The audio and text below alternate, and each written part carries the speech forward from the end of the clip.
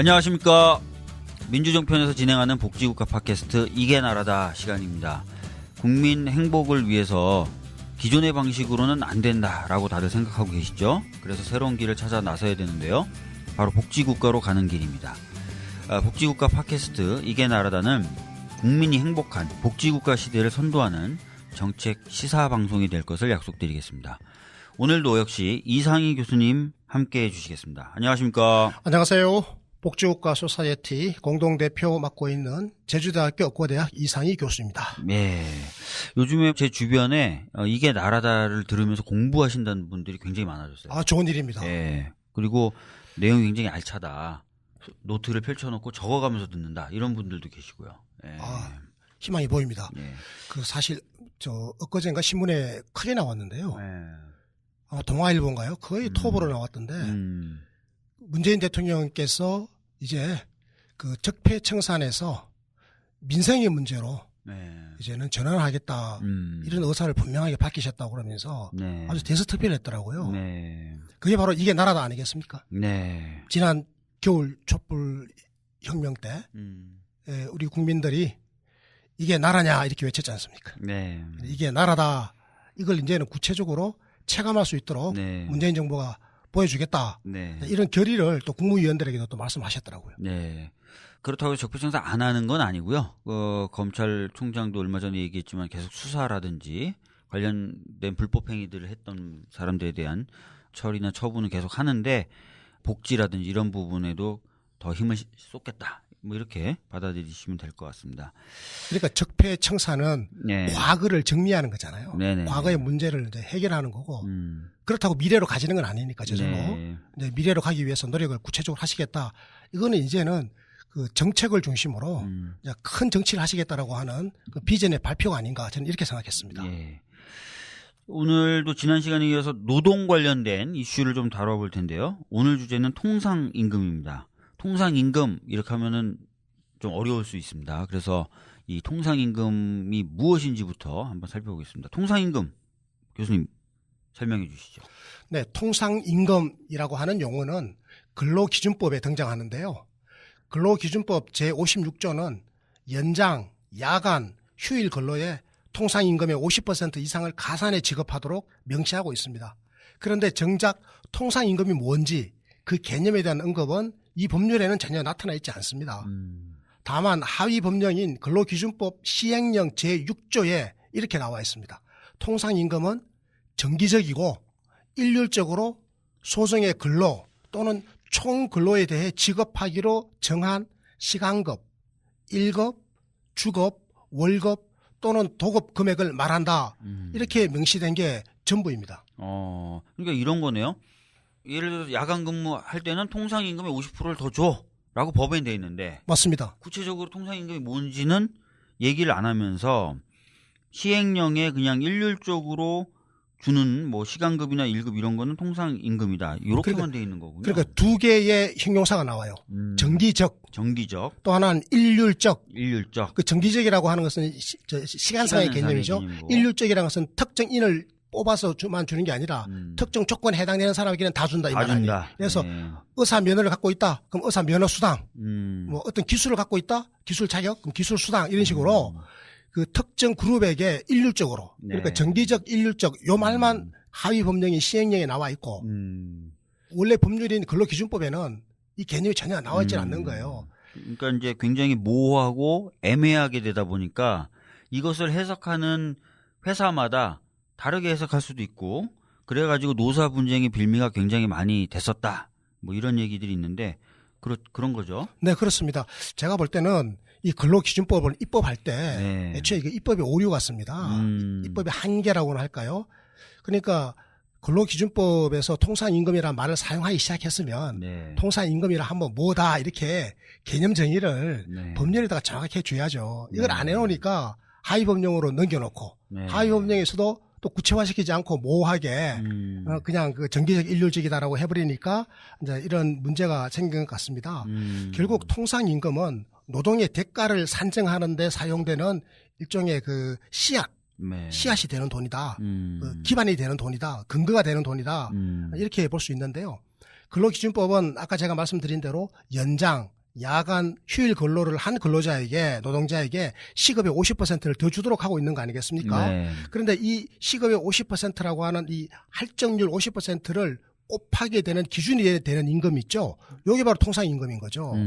그런데 임금에 여러 항목들이 있을 텐데 이 항목들 중에서 구체적으로 어떤 게 통상임금에 속하는지 이게 법률이나 하위 법령에 구체적으로 명시되어 있지 않다라는 거죠. 네. 그래서 아까 우리 의원님 말씀하시는 대로 노사 분쟁에 씨앗이 되고 있다 이렇게 말씀드릴 수 있겠습니다. 네, 알겠습니다.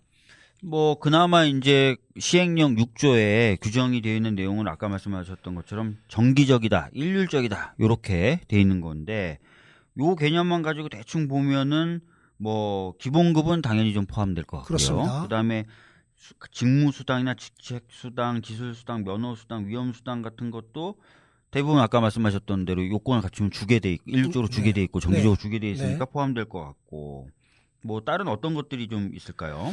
네, 의원님 그렇다면 말이죠. 그 근로기준법 시행령 방금 말씀하신 제6조 개념 있지 않습니까? 네. 거기에 의하면 매 3개월마다 지급되는 상여금이 3개월마다 지급된다라고 하는 것은 한 뭐 400%이면 3개월마다 지급되잖아요. 네, 연간 400%. 맞습니다. 예. 보통 600%이면 뭐 두 달에 한 번씩 두 달에 한 지급되잖아요. 번씩, 예. 이런 식으로 두 달 또는 세 달에 한 번씩 지급되는 정기 상여금.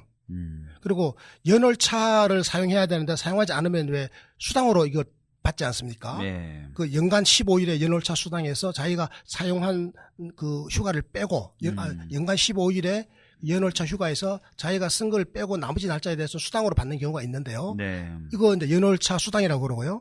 그리고 이제 연장 근로 수당, 그리고 뭐 중식비라든지 뭐 하계 휴가비 같은 이런 복리 후생 비용 이런 거는 전부 다 그 통상임금에 포함되는 걸로 봐야 될까요? 아니면 포함되지 않는 걸로 봐야 될까요? 일단 뭐 일감이지만 뭐 상여금이라든지 연월차 수당이라든지 연장근로 수당은 일단은 근로를 어느 정도 했느냐 여기에 따라서 지급 여부하고 금액이 달라지기 때문에 포함이 안 될 것 같다는 느낌이 일견 들고 중식 비용도 통상임금에 포함되지 않았던 것으로 알고 있는데 맞나요? 이게 포함되는 회사도 있고 그동안에 네. 포함 안 시키는 회사들도 있고 그러니까 자기 마음대로군요. 그러니까 해석하기 나름이었던 예. 거죠. 근데 사실은 중식 비용 같은 경우에는 이게 네. 거의 고정적으로 주는 거 아닌가요? 사실은 그 정기적으로. 돼야 되는데 그죠? 그죠? 정기적으로 주는 그 개념이 네. 정기적으로 줬잖아요. 예. 사실 저도 그 교수 월급 받을 때 보니까 명세서에 이게 중식비가 아마 10만 원 들어가 있는 것 같아요. 그럼 이거요 매달 찍게 나오거든요. 명세서에. 그럼 이거는 정기적이잖아요. 그리고 우리 직원들 다 받거든요. 교수들. 그럼 이게 일률적이잖아요. 네. 그러면 이거는 통상임금의 개념으로 봐야 되는데 아마 어떤 회사는 중식비를 주다가 안 주다 하는 모양이죠. 뭐. 해석하기 하루는 점심 먹고 하루는 점심 먹지 마. 그렇습니다. 그래서 네. 지금까지 그 노사 간의 그 단체 협상을 통해서 방금 의원님이 말씀하신 것처럼 그 상여금이나 그 일부 수당과 같은 이런 것들을 통상임금에 포함시키지 않았는데요. 네. 이게 근로기준법의 통상임금 개념에 적법하게 부합하는 것인지 사례를 중심으로 구체적으로 좀 살펴볼 필요가 있을 것 같아요. 그러니까요. 이제 한번 살펴봅시다. 네, 좋습니다. 이게 아마 기준이 될 만한 사건이 하나 있어요. 그러니까 6년 정도 걸친 기아자동차 노조 통상임금 소송이 지난 8월 31일 날 노조가 일부 승소하는 것으로 끝났는데 요 판결이 하나의 기준이 될 수도 있다고 보여지거든요. 그래서 요 내용을 좀 보면 될 것 같은데 요 판결 어떤 내용인지 조금 말씀해 주시죠. 네, 방금 의원님 말씀하신 그 기아차 노조가 2011년 10월 그러니까 지금부터 한 6년 전이잖아요. 네. 2011년 10월 달에 처음으로 통상임금 소송을 냈습니다. 이 소송을 낼 당시에 뭐라고 냈는가 하면 하계 휴가비와 같은 복리후생비 있죠. 네. 이 복리후생비를 통상임금에 넣어달라. 그동안 복리후생비를 네. 그 통상임금에 넣지 않았나 봅니다. 이 예. 기아차가. 예. 넣어달라. 이게 그 소송의 요구사항이었거든요. 네. 그런데 2013년 12월 달에 예. 정기 상여금을 통상임금에서 제외한 노사 합의는 근로기준법에 위배된다라고 하는 내용의 대법원 전원 합의체 판결이 나와버렸습니다. 그러니까 이거는 기아차 노조의 그 본안 소송하고는 아무 상관없는 별개의 소송에서 이런 결론이 나온 거죠? 맞습니다. 그래서 이제 기아차 노조는 아이고 이것 봐라. 아이고 통상임금에 우리는 복리후생비만 넣어달라 그랬는데 네. 아이고 웬 떡이냐 이게. 전기상여금 보통은 800%씩 막 받거든요. 네. 이 전기상여금 엄청난 규모인데 이것도 통상임금으로 간주하라라고 하는 대법원의 판례가 나왔으니 아이고 그러면 소송의 청구 취지를 바꿔야 되겠다. 그래서 소송서를 다시 씁니다. 그렇게 해서 진행되던 재판의 그 1심 판결이 6년 만에 나온 겁니다. 아니, 1심 판결이 6년 만에 나온 것도 참 신기한데. 저는 우리나라 재판 너무 늦게 하는 것 같아요. 그래서 서울중앙지법, 네. 서울중앙지법 민사 41부가 기아 자동차 노동자들의 전기상여금과 중식비 같은 이 복리후생비를 통상임금으로 인정해버린 겁니다. 그래서 노동자 손을 들어준 거죠. 노동자 2만 7천여 명에게 3년치 각종 수당 4,224억 원을 지급하라 이렇게 판결했습니다. 큰 돈이죠. 큰 돈이네요. 3년치만 이래요. 3년치만. 3년치만. 만약에 더 확대해서 소송을 하면 엄청난 금액이 나오겠죠. 네. 그렇습니다. 그 방금 이제 말씀하셨던 2013년 12월 판결, 즉 그 상여금도 전기 상여금도 통상임금에 포함된다라는 대법원 전원 합의체 판결이라는 건 가불 오토텍 노동자분들이 청구한 임금 관련된 소송에서 대법원 판결을 했던 건데 이 판결의 경우에 의원님이 뭐 법률 전문가시니까 잠깐 소개해 주시죠. 제가 사실 이 가불 오토텍은 잘 알지만 이 사건은 잘 모르지만 설명을 좀 드리면 각종 수당하고 퇴직금 산정 기준이 되는 통상임금의 적용 범위하고 기준에 대해서 어떻게 보면 하나의 새로운 어떤 기준을 세운 판결인데 전기 상여금을 그동안은 통상임금에서 제외하는 식으로 많이 지급됐고 심지어 노사 합의로 그걸 아예 통상임금이 아니다라는 식으로 합의를 많이 했었었는데 이게 근로기준법에 위반되므로 무효다. 그렇게 해서 전기 상여금도 통상임금에 포함시켜라라고 하는 판결을 내리면서도 완전히 그렇게 인정을 해준 게 아니라 노조가 그렇게 요구하는 대로 하면은 기업이 좀 갑자기 어려워질 수도 있으니까 통상임금에서 경우에 따라서는 제외한 것을 허용할 수도 있다는 내용의 판결이었어요. 그래 아까 제가 그 기아차 노조 그 3년치만 소급해서 물어주더라도 그 약간 뭐 4,200억 정도 4천억 넘는 돈을 물어줘야 되니까 이렇게 되면 아마 경영상 굉장히 큰 위기에 봉착할 가능성도 배제할 수는 없지 않습니까? 현실적으로. 그러니까 이제 그럴 경우에는 양쪽이 좀 타격을 좀 덜 받는 식으로 일부를 좀 제외하고 인정할 수 있다라는 애매한 판결이었어요, 이게. 그러니까 그걸 이제 뭐 신의 성실의 원칙 이렇게 이야기한다고 그러더라고요. 약칭 뭐 신의칙 이렇게. 신의 성실의 원칙. 그러니까 그동안에 우리 근로기준법이 모호하니까 이 노사가 단체 협상을 하면서 통상임금의 범위를 서로가 협상을 해서 정한 거예요. 노사가 서명을 한 겁니다. 그런데 서명한 것 자체가 이게 모호하긴 하지만 재판부가 봤을 때는 이게 근로기준법 위반한 짓을 서로가 해온 거예요. 그동안에 맞아요. 짬짬이로. 그런데 이거는 근로기준법 위반이다라고 대법원 판례가 딱 나와버리니까 그러니까 이거는 노동자 손을 들어준 거잖아요. 맞아요. 그러면 기업이 잘못하면 돈 물어주다가 망하게 생겼다 이거죠. 그러면 서로 옛날에 단체 협상에서 서로 약속한 거 아니냐. 악수하면서 서명됐지 않냐.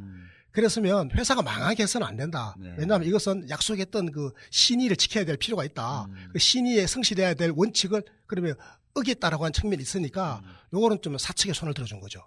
그러니까 가벌 오토텍 그 대법원 전원 합의체 판결은 아주 절묘하게 원칙에 있어서는 노동자 편을 들어주고 그 회사가 경영상 큰 위기에 봉착하면 안 된다라고 하는 측면에서는 또 신의칙을 내세워가지고 회사 측 손을 들어주는 이거는 약간 어떻게 보면 이중적 성격의 판결을 했는데 그러니까요. 이게 굉장히 이제 애매한 판결이 돼버린 거죠.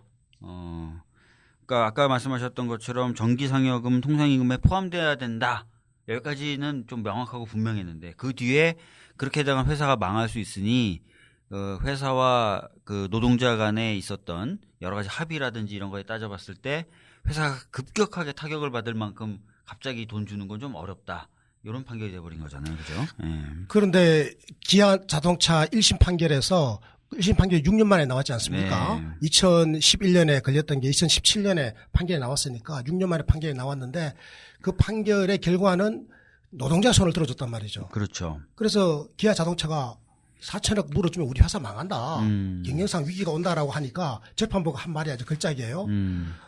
니네들 경영 상태를 쭉 봤더니 그 돈 물어준다고 회사가 경영상 위기가 올 것 같지는 않다. 네. 그러므로 신의 성취의 원칙이 너의 경우에 해당되지 않는다 이렇게 해버렸어요. 아, 그거는 어떻게 보면 합리적인 해석일 수도 있잖아요. 경영상 아무런 문제 없으면 좀 내라. 원래 그게 받아야 될 돈이니까요. 그죠? 예. 그렇습니다. 실제로 이게 해석의 여지가 너무 커가지고 혼란을 낳고 있잖아요. 그런 부분이 있을 것 같아요. 그러니까 이번 재판부가 어떤 판단을 하느냐에 따라서 물어주는 돈의 액수가 막 춤을 추면은 회사 입장에서도 그렇고 노동자들 입장에서도 애매한 거잖아요. 그죠? 서로가 이 불확실성과 조건의 불안정성 때문에 이 미래가 불안해지면 네. 이거는 우리 경제 발전에 도움이 안 되는 거거든요. 맞습니다. 확실히 뭘 정해야 돼요. 예. 이 다 원죄가 어디에 있느냐. 저 국회에 있다고 생각해요. 국회가 근로기준법을 정확하게 만들어줬으면 이런 일이 없을 거 아니겠어요. 네. 자꾸 사법부에 가가지고 이거 판단을 묻고. 맞아요. 나는 이거 처음에는 아마 제 생각에 애매하게 만들고 싶었을 거예요. 애매하게 만들면 일부러. 예. 그 현장에서는 사측이 힘이 세니까 사측이 유리하게 해석되면서 집행될 것이다라고 생각을 했던 것 같아요. 실제로 의원님 저 금호 타이어 있지 않습니까? 네네. 그도 이제 소송을 걸었거든요. 그렇죠. 1심 재판부는 노동자 손을 들어줬습니다. 그런데 2심에 가니까 회사가 중대한 경영상의 어려움에 처해 있다 이렇게 판단해가지고 회사 손을 들어줬어요. 맞아요. 신의 측을 적용한 거죠. 그리고 동원금속의 경우에는 1심은 회사가 이겼지만 반대로 또 2심은 노동자들이 이겼어요. 맞아요. 예. 그리고 기아차 노동자들이 통상임금 소송에서 1심을 승리했지만 지금 웃고 있을 일만은 아니에요, 사실은. 왜냐하면 사측이 지금 항소를 했거든요. 네. 지금 고등법원 가야 된단 말이에요. 맞습니다. 그래서 지금 다툼이 계속 될 전망인데요. 결국은 입법의 미비로 인해서 이 통상임금 소송과 같은 이런 경우에는 동일한 사안임에도 불구하고 아까 의원님 말씀하신 것처럼 그 재판부의 성향에 따라 가지고 정반대의 판결이 나와서 사회 전체적으로 거대한 혼란이 초래되고 있다. 이렇게 말씀드릴 수 있고요. 현재까지 통상임금 소송을 하고 있는 종업원 100인 이상의 그 중견기업 115곳이라고 합니다. 이야. 만약에 이게 어떤 식으로 한쪽으로 몰린다면 사회적으로 엄청난 파장이 일지 않겠습니까? 그리고 그러게요. 갈등 비용이라고 하는 거예요. 네. 이 사회적으로 지금 총체적인 갈등이 빚어지고 있는 거라서 이 갈등 비용은 또 금전으로 환산할 수가 없을 겁니다. 아마 맞습니다. 거대한 규모라 예. 이렇게 판단되고요. 그러니까 지금 말씀하셨던 중견기업 기준으로도 한 100곳이 넘는 곳이 사실상 노동자 측과 사측이 갈등하고 있다는 거예요. 그렇습니다. 대화를 안 풀리니까 돈 들여서 소송하고 있는 거거든요. 그렇네요. 예, 그러니까 갈등 비용이 굉장히 크게 발생하고 있는 거고 그 이유는 아까 이제 교수님이 따갑게 지적해 주신 대로 입법이 좀 불비해서 근로기준법 만들 거면 통상임금이 뭔지 분명하게 써주면 되는데 거기다 안 써줘서 지금 이런 문제가 발생한 건데 그래서 사실은 이게 정치적으로 그리고 사회적으로 좀 합의를 봐가지고 근로기준법에 A, B, C, D는 통상임금이다. 이렇게 하는 작업이 필요할 것 같은데 잘 될지 모르겠네요. 예.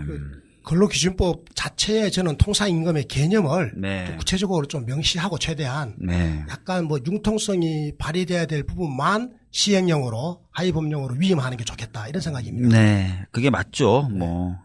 그래서 이 통상임금 문제라고 하는 것은 기본급을 낮추고 상여금의 비중을 높여온 그 기업들의 기존 임금 체계의 문제가 지금 정면으로 제기되고 있는 거거든요. 네. 이 기형적이지 않아요? 맞습니다. 원래는 네. 기본급 받고 말아야 돼요. 유럽 선진국들을 가보면 대부분 다 원래 받기로 한 기본급에다가 뭐 수당 이런 거 최소한의 부분이 더해지는 거거든요. 그런데 우리나라는 이거 오히려 배보다 배꼽이 크다고. 네. 뭐 보너스가 1000% 되는 회사도 있어요. 그러니까 임금 조금 주고 니네들이 열심히 하면 당근 더 주겠다. 이런 식이 된 거잖아요. 연장 근로를 하더라도 연장 근로의 단가가 비싸질 않잖아요. 네. 그 통상임금에 해당되는 기본급이 작으니까. 네. 이게 장기간 노동과 밀접하게 또 연관되어 있습니다. 그래서 통상임금 이걸 개혁하게 되면 우리나라 노동과 경제가 완전히 다 바뀌는 거예요, 사실은. 그렇겠네요. 이게 너무 거대한 개혁입니다. 그동안에요, 우리가 얼마나 노동을 길게 했습니까? 그래서 이게 전부 다, 결과적으로는 이 통상임금을 제대로 정립해놓지 못한, 개념을 정립하지 못한 그 근로기준법의 미비 때문에 지금 이 우리 경제와 노동체제, 그리고 경제 체질이 굉장히 문제가 많이 생겼다. 네. 이거를 선진화하기 위해서라도 우리는 통상임금의 개념과 구체적인 내용을 법적으로 확립해야 된다. 네, 맞습니다. 지금 말씀해 주신 내용이 이제 많은 분들이 생각을 못 하셨을 수도 있는 부분인데, 통상임금이라는 게 아까 모두에 설명해 주신 것처럼 뭐 연장근로라든지 이런 것에 할증을 붙이는 기본이 되는 기준이잖아요. 네. 그래서 요거를 높이게 되면은 당연히 연장근로가 줄어들게 될 것이고, 그렇기 때문에 이제 근로시간 단축이라든지 일자리 나누는 그런 어떤 효과가 발생할 수 있어서 굉장히 중요한 문제인데, 반면에 굉장히 거대한 문제가 돼버린 거죠. 단순하게 이제 임금을 얼마 주느냐 마느냐가 아니라 일자리 문제, 산업 생산의 체계 문제, 시스템의 문제까지도 건드릴 수 있는 문제가 돼버린 거죠. 그러니까 중소기업 같은 경우 있죠. 네. 이익으로, 영업이익으로 이자도 제대로 못 내는 일종의 좀비 기업들. 네. 이런 기업들은 이제 통상임금이 제대로 적립되면 실질적으로 많이 이렇게 정리가 된다고 봐야 됩니다. 네. 견뎌낼 수가 없게 되거든요. 그렇겠죠. 저임금으로 장시간 노동을 시켜서 겨우겨우 유지하던 기업들은 유지할 수가 없는 경우 없게 되는데, 저는 이게 우리 경제가 나아가야 될 방향에 부합한다고 생각합니다. 네. 지금까지가 이게 글로벌 스탠다드가 아니었다는 거 아니겠습니까? 그러니까 이 상여금 등 기존에는 통상임금에 포함되지 않던 임금 항목들이 통상임금에 포함되면은 당연히 기업들이 이제 연장 근로를 줄이려고 하지 않겠습니까? 이렇게 되면 우리 대통령께서 내세우신 임기 내에 연간 노동시간 1,800시간, 저는 이게 달성이 가능해진다고 생각해요. 네. 그만큼 이 이슈가 중요한 겁니다. 근데 이제 이게 워낙 말씀하신 대로 거대한 이슈가 돼버리다 보니까 정치적인 쟁점이 많이 되고 있고, 그중에서도 이 통상임금이 최저임금에도 기준으로 작용돼야 되는지가 지금 쟁점이 되고 있는데, 이 부분을 좀 설명해 주시죠. 그러니까 통상임금이 기본급 플러스 약간의 수당에서 정기상여금과 모든 종류의 수당을 다 포함하는 걸로, 복리후생비까지도 포함하는 걸로, 네. 이렇게 통상임금이 실제 임금에 근접할 정도로 덩치가 커지게 되면, 네. 그러면 이제 연장근로나 휴일근로가 줄어든다라고 하는 것은 당연한 거 아니겠습니까? 그렇겠죠. 이렇게 되면 이제 기업들은 저임금 노동에 얹힐 수가 없고, 그렇게 되면 장기간 노동시간 이게 없어지게 되면 노동시간이 단축될 것이고, 네. 저절로. 네. 이렇게 되면 일자리가 나누기 효과가 나타나서 일자리가 창출되도록 하는, 이것도 역시 그 문재인 정부의 핵심적인 공약, 노동시간 단축과 일자리의 그 확장이라고 하는, 일자리 네. 확충이라고 하는 방향이 맞지 않습니까? 네. 그런데 이 통상임금 이슈가 여기에만 그친 게 아니에요, 지금. 네. 또 하나 거대한 그 우리 대한민국의 그 경제 노동 체계에 뭐 거대한 어떤 소용돌이와 이렇게 맞물려 있는데, 그게 바로 방금 의원님이 말씀하신 바로 그 최저임금입니다. 그 최저임금을 그 산정할 때 이 통상임금과 거의 비슷하도록 할 거냐. 네. 그 최저임금의 기준이 곧 통상임금으로 삼을 거냐. 이제 이건데요. 실제로 그 지난 13일 하태경 의원 있지 않습니까? 바른정당에. 예. 이분이 그 최저임금의 산입 범위를, 최저임금에 들어가는 항목의 범위를 통상임금과 동일하도록 같도록 조정하는 이 최저임금법 개정안을 발의했습니다. 그 유승민 의원이라든지 뭐 이런 바른정당 의원들 7명, 그리고 이현주 의원, 뭐 김관영 의원, 이렇게 해서 국민의당 의원 3명, 이렇게 해서 공동 발의에 참여를 했거든요. 네. 그래서 최저임금 산입 범위를 근로기준법 시행령에 따른 통상임금의 범위와 동일하게 조정하자, 이렇게 주장하고 있는 건데요. 만약에 이 개정안이 통과된다면 그 통상임금 그 법원 판례에 따라서 정기상여금, 중식비 등이 이 최저임금의 범위로 다 싹 들어와 버리게 되는 거예요. 이게 근데 지금은요, 최저임금 범위가 우리 최저임금법에서 정한 최저임금에 그 포함되는 임금의 내용이 기본급 정도밖에 안 됩니다. 그렇죠. 기본급과 네. 최소한의 수당만 포함되지 상여금이라든지 대부분의 수당들은 여기 포함 안 되거든요. 네네. 복리후생비도 포함 안 되고, 그러니까요. 뭐 숙식비, 점심값 이런 거 다 포함 안 돼요. 그러니까 사실 지금의 최저임금은 실제 노동자들이 받는 임금이 아니에요. 사실 저는 이 개념도 좀 문제가 있다고 생각하거든요. 그동안에 최저임금 법과 그리고 이 근로기준법 사이에 이 미스매치, 이런 거대한 혼란을 이번에 좀 정리를 했으면 좋겠어요. 네. 아니 근데 말씀해 주신 이 법, 하태경 의원이 발의한 법이 통과되면 최저임금이라는 것에 사실상 상여금, 복리후생비 이게 다 들어가기 때문에 그렇습니다. 실질적으로는 근로자가 받는 임금이 떨어지는 효과가 발생하겠네요. 그렇습니다. 최저임금을 올리더라도 실제로 자기 임금이 올라가지 않는 그러니까요. 이미 자기 임금은 최저임금을 훨씬 더 윗도는 선에서 받고 있거든요. 그렇습니다. 그런데 이제 지금 경영계는 최저임금 산입 범위에 정기상여금 같은 것을 포함시키자. 최소한 정기상여금이라도 포함시켜야 된다. 왜냐하면 이게 워낙 덩치가 크거든요. 그런데 노동계는 최저임금 인상의 취지가 훼손될 수 있다. 이렇게 해서 지금 반대하고 있는데요. 네. 지금 노사 간의 지금 갈등이 굉장히 심각합니다. 현대중공업의 사례를 의원님 좀 소개해 주시면 우리 청취자들이 굉장히 쉽게 이해하실 수 있을 것 같아요. 현대중공업 같은 경우에는 제가 듣기로는 짝수달에는 한 100%, 그러니까 6번이겠죠. 상여금이죠. 상여금이 총 600%, 연말에 100%, 설하고 추석 등에는 명절 상여금이다라는 걸로 100%, 총 한 연간 한 800% 정도 상여금을 지급하고 있다고 하는데요. 최근에 회사 측이 짝수달에 한 번씩 100%씩 지급했던 상여금을 매달 50%씩 쪼개서 주는 방안을 노측에 제안했다라고 하는데, 노측은 여기서 회사 측의 꼼수다라고 반발하고 있다는 거예요.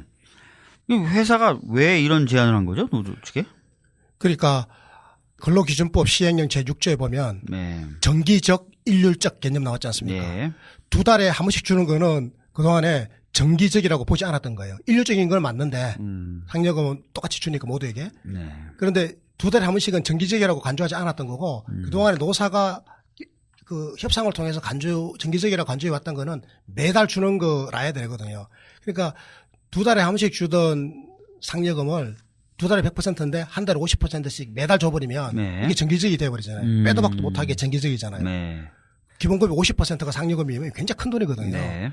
그렇게 되면 최저임금에 이게 포함되는 거죠. 그러니까 하태경 의원이 냈던 법안대로 해석이 된다면은 매달 50%씩 줬던 것들이 다 통상임금에 포함이 되고 그 통상임금과 최저임금을 맞추기 때문에 결국 최저임금에 실질적으로 더 많이 받는 건 아닌데 최저임금 마치 더 받는 것처럼 된다는 거죠. 그렇습니다. 네. 만약에 이제 현대중공업 같은 경우에 그 현행 법률대로라면 입사한 지 얼마 안 되는 그 연차가 높지 않은 근로자들 있지 않습니까? 네. 이 사람들의 월급을 올려줘야 되는 상황이 발생할 수가 최저임금 있어요. 인상에 따라서. 최저임금 인상에 따라서. 내년에. 네. 실제로 뭐 대기업들이 항변하는 거는 그 한 달에 한 250만 원 내지 300만 원 정도를 실질적으로 받는 사람이 최저임금 이번에 오르지 않습니까? 그러니까 기본급을 올려줘야 되기 때문에. 그렇지, 기본급이 낮거든요. 네. 그러니까 이거 최저임금이 지금 인상되면 실제로 한 달에 300만 원 받는 사람도 임금을 또 올려줘야 되는 일이 벌어진다. 워낙 기본급이 적기 때문에 총 300만 원 중에 기본급이 차지한 범위가 작아서. 그게 150만 원밖에 안 된다면. 네.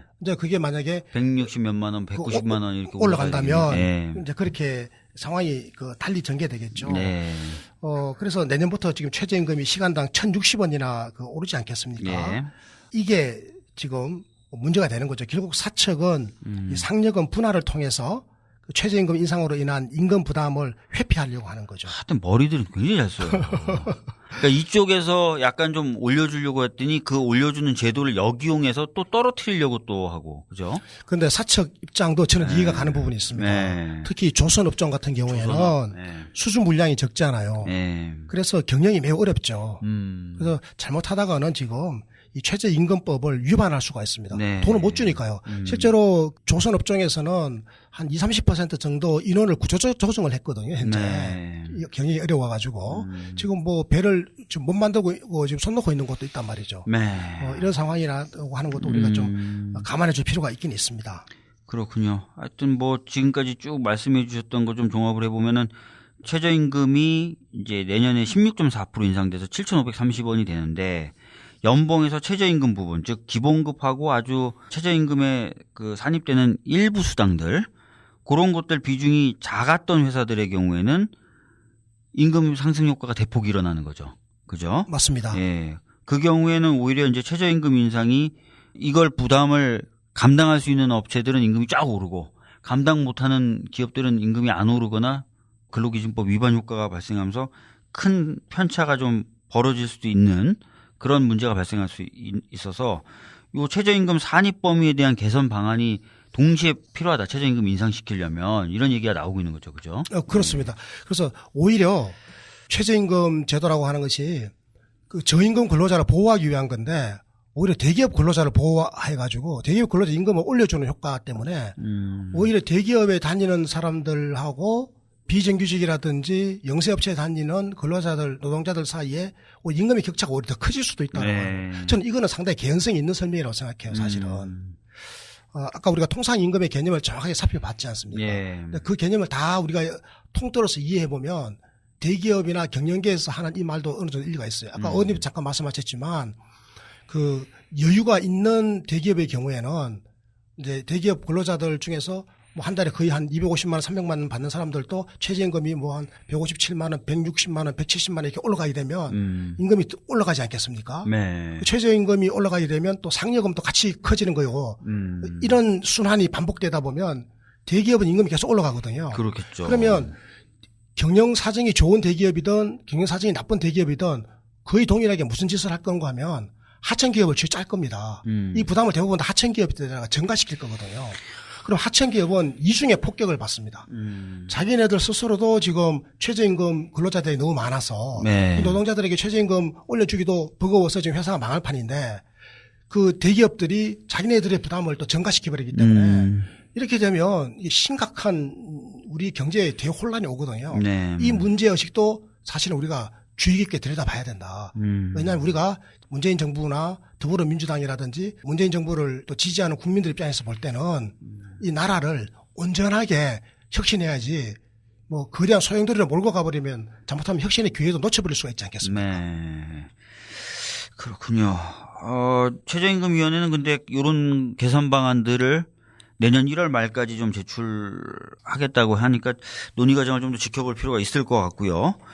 그런데 이제 지난 12월 초에 국회 예산이 통과되면서 최저임금의 급격한 인상에 따른 충격을 좀 완화하자라고 하면서 일자리 안정자금 3조 원을 여야 지도부가 좀 합의를 하면서 내년부터 차기년부터 그러니까 2019년부터죠. 2019년부터 일자리 안정자금을 지원할 때 근로장려금 EITC라는 방식을 도입하자라고 합의를 했어요. 이렇게 되면 단순하게 정부가 저임금 노동자의 근로소득을 선별적 복지 차원에서 개별적으로 지원해서 최저임금 수준까지 조금 올려준다는 그런 의미에 머물고 말 것 같은데 이 부분은 어떻게 생각하세요? 그 의원님 방금 그 EITC라고 네. 근로장려금이라고 말씀하셨잖아요. 네. 이 근로장려금 EITC라고 하는 게 이게 이제 근로장려세제 이렇게도 부릅니다. 근로장려세제요. 네, 일종의 이게 세금 제도인데요.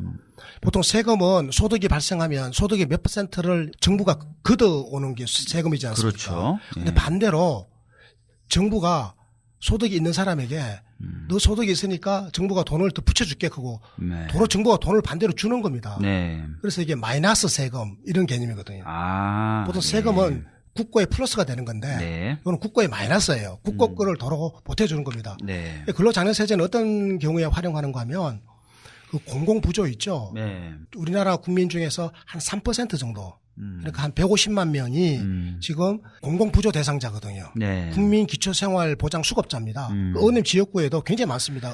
많으실 거예요. 네, 은평구 쪽이 특히 많습니다. 네.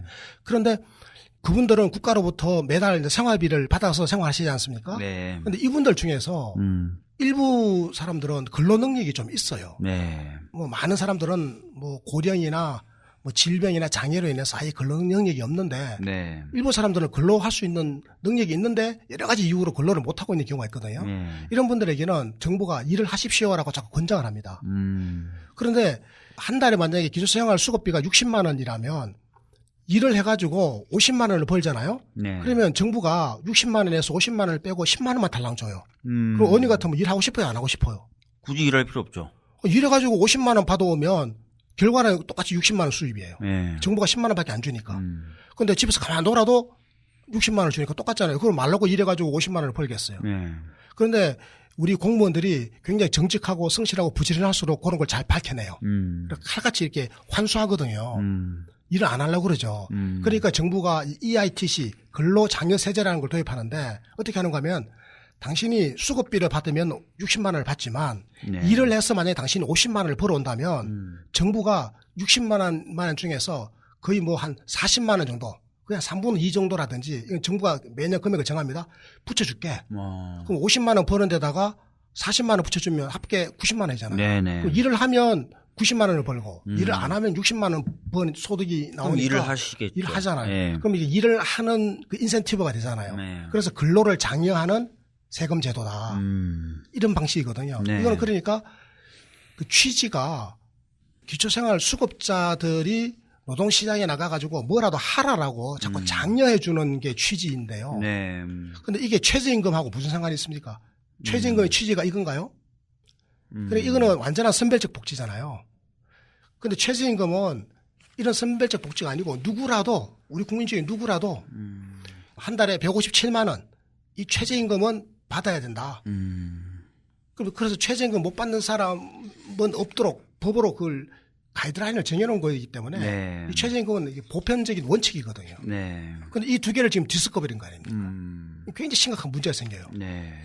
이렇게 되면 최저임금이 원래 자기의 고유한 취지를 달성하지 못하는 겁니다. 최저임금의 네. 목적이 굉장히 중요한 게 많지 않습니까? 저임금 노동자들의 소득을 높여주는 취지도 있지만 실제적으로 뭐 자영업이라든지 좀비 기업들, 영세한 기업들에 대해서 우리가 구조조정을 함으로 인해 가지고 산업의 창조적 파괴가 일어날 수 있도록 해서 경제 혁신을 이끈다라든지 여러 가지 중요한 그런 의미가 있거든요. 네. 그리고 그리고 이제 소득의 격차를 줄인다라든지 이런 게 다 있는데 이걸 이렇게 최저임금의 정책 목표인데 이런 거를 이제 하나도 못 얻게 돼요. 만약에 EITC 근로장려세제 방식을 도입한단 말이죠. 네. 이런 문제가 있는 거죠. 그러니까 사실은 이제 전에도 한번 이거에 대해서 얘기해 주신 적이 있어요. 이런 식으로 하는 거는 굉장히 선별적으로 일부 근로자들에게 소극적으로 혜택을 주는 것에 불과하다. 최저임금 인상의 취지와 좀 반한다. 이런 말씀을 좀 해주셨던 것 같아요. 이건 이제 구체적으로 이런 거 이렇게 된 거거든요. 지금 홍길동이라고 하는 노동자가 있잖아요. 네. 홍길동이 노동자가 한 달에 157만 원의 최저임금을 받아야 되는데 네. 그렇지 못하고 만약에 135만 원만 받고 있다고 쳐요. 그러면 이제는 최저임금법이 135만 원이 아니라 한 달에 157만 원으로 정해놨으면 그 회사는 홍길동 씨에게 157만 원을 줘야 되잖아요. 네. 이걸 줄 능력이 안 되는 회사라면 문을 닫아야죠. 그럼 나머지 이 문제는 정부가 알아서 적극적 노동시장 정책을 해결해야 될 부분이고 이 회사는 더 이상 경쟁력이 없는 회사거든요. 이게 최저임금 정책의 굉장히 중요한 가치이자 목표인데 이제 만약에 EITC 방식, 근로장려세제 방식을 최저임금에 도입하면 무슨 일이 벌어지는가 하면 이 홍길동 씨에게 회사는 기존에 주던 대로 135만 원만 주는 겁니다. 그러면 최저임금 157만 원과의 격차가 22만 원 벌어지잖아요. 네. 이 22만 원을 정부가 근로장려세제라고 하는 이름으로 홍길동 씨에게 직접 돈을 주는 겁니다. 22만 원을. 네. 이렇게 되면 회사 입장에서는 달라지는 게 하나도 없어요. 굉장히 심각한 문제 아니겠습니까? 그래서 제가 어떻게 했으면 좋겠는지 고민스러워서 그 국회의원 한 분에게 여쭤봤더니 이거는 어쨌건 내년에 당장 하기로 한 건 아니고 내년 예산에 이게 규정된 건 아니고 네. 그래서 2019년도부터 하게 된다면 2019년부터. 그렇죠. 2019년 예산부터 하게 된다면 이거를 이런 방향으로 하자라고 합의됐는데 뭐 이거는 뭐 내년에 다시 또 합의할 때 안 해야죠. 이런 방향으로는. 이게 굉장히 중요한 의미가 있다라고 하는 것을 우리 깨어있는 시민들이 아직 정보를 못 접하신 경우가 많아요. 네. 이건 제가 꼭 알려드려야 되겠다. 이런 사명감을 가지고 지금 알려드리려고 네. 노력을 했는데 어떻게 제가 잘 설명했는지 잘 모르겠습니다. 아니 뭐 좀 어려운 내용이긴 한데 잘 설명해 주신 것 같습니다. 오늘 통상임금 이슈를 좀 다뤄봤는데요. 통상임금의 의미와 범위를 구체적으로 정할 필요가 있다. 그러면서 이제 몇몇 정기적으로 그리고 일률적으로 지급됐던 부분을 좀 포함시켜서 전체적인 임금 상승 또 일자리 나누기를 위한 노동시간 단축 효과를 가져올 필요가 있다라고 말씀해 주셨어요. 그러면서 또 하나 이슈가 제기된 게 최저임금이 인상은 되는데 이 최저임금의 내용을 통상임금하고 연동을 시키자는 얘기가 되고 있어서 그렇게 되면 사실 최저임금을 인상시키는 효과를 갉아먹을 수 있다. 이런 얘기도 해 주셨습니다. 그리고 마지막으로 최저임금 인상에 따른 지원 대책 중에 EITC를 활용하는 방식은 원래 취지에 벗어난 거실 수 있다. 맞습니다. 예. 선별적 복지이기 때문에 네. 이 보편적 가이드라인이 되는 최저임금의 취지에는 전혀 부합하지 않고 네. 최저임금의 목표 달성에도 이것은 부적절한 방법이다. 이렇게 말씀드리고 싶고요. 제가 하나만 더 추가해도 되겠습니까? 네네. 이제는 노동계나 경영계나 모두가 전 정직해야 된다고 생각합니다. 네. 저희들이 통상임금의 범위를 확정하는 데 대해서는 의원님이나 저나 이견이 없죠. 네. 저는 통상임금이요. 전기 상여금 이런 거를 정기적으로 주고 있으면서 통상임금에서 빼놓고 통상임금의 크기를 작게 해가지고 연장 근로, 휴일 근로를 마구적으로 저렴하게 부려먹고 하는 기존의 낡은 관행 이런 거 다 고쳐야죠. 네. 이제 선진화한다라고 하는 거는 이 통상임금의 산입 범위를 정상화한다라고 하는 거거든요. 마찬가지입니다. 저는 이 최저임금도요. 네. 그 최저임금에는 뭐 기본급하고 최소한 수당만 포함시켜 놓은 것도 이것도 말이 안 되는 거예요, 사실은. 네. 왜 그런가 하면 최저임금이라고 하는 것은 실질적으로 받는 그 임금 모두가 이게 너무 낮은 사람들의 기초생계비를 보장해 주고자 하는 게 최저임금 제도의 목표 아니겠습니까? 네. 근데 받는 것 중에 일부는 빼버리고 일부만 가지고 계산하는 거는 이게 적절한 게 아니거든요. 그래서 이게 고정적으로 지급되는 그 상여금 같은 경우에는 저는 최저임금의 산입 범위에 궁극적으로 들어가는 게 맞다. 다만 지금 이게 그 시점으로 언제로 할 것인지 이거에 대해서 굉장히 그 긴밀한 어떤 이해관계가 상충하기 때문에 긴밀한 어떤 사회적 토론이 필요하다. 그렇게 해서 어떻게 하든지 간에 장기적으로는 원칙은 크게 정하고 이 하나로 모아 나가야 된다. 뭐 필요할 대로 고무줄처럼 자기에게 유리하도록 자꾸 기준이 다 달라지면 지속적으로 노사 간의 갈등이 있을 거 아닙니까? 네. 뭐 방금 말씀하셨던 부분 최저임금이 꾸준하게 이제 좀 인상이 되면 그 인상에 따라서 좀 최저임금에 포함시키는 걸 하나씩 좀 늘려가도 되겠죠, 그죠? 근데 이제 워낙 최저임금이 다른 나라에 비해서 많이 좀 낮고 뭐 이번에 이제 좀 대폭 올린다고 하지만 그 올리는 것에 비해서 막 여러 가지를 또 많이 포함시키면 사실상 또 오랜만에 상승을 시켜보려고 했던 취지가 훼손되니까 큰 원칙을 좀 잡고 시기와 이런 것들 좀 조정해 나가면 되지 않을까 이런 생각이 좀 듭니다. 오늘 통상임금, 최저임금과 통상임금과의 관계, 최저임금의 인상에 따른 지원체계 문제 등을 한번 좀 다뤄봤습니다. 오늘도 바쁘신데 이렇게 이상희 교수님 나와주셔서 대단히 감사하고요. 이게 나라다는 복지국가로 가는 길을 좀 밝히기 위한 정책 시사방송을 추구합니다. 여러분들 많이 좀 들어주셨으면 좋겠고 많이 옆에 선전도 해주셨으면 좋겠습니다. 이상희 교수님 오늘도 고생하셨습니다. 지인들에게 많이 좀 알려주시고요. 그리고 좋아요도 많이 눌러주십시오. 고맙습니다. 예, 감사합니다. 오늘 방송 마치도록 하겠습니다.